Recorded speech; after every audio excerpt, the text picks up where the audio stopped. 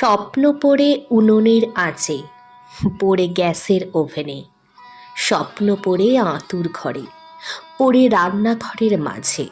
স্বপ্নগুলো পুড়তে পুড়তে ছাই হয় একদিন। স্বপ্নের শৈশব, স্বপ্নের কৈশোর, যৌবন পেরিয়ে চলে যায় স্বপ্ন পড়ে বার্ধক্যে। আবার শুরু হয় স্বপ্নের পথ চলা। তারপর একদিন, কোনো একদিন, টুকরো টুকরো স্বপ্নরা স্তূপ হয়ে যায়।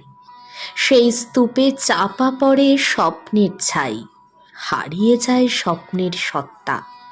বুক ফাটা যন্ত্রণায় ডুকরে কাঁদে স্বপ্নরা।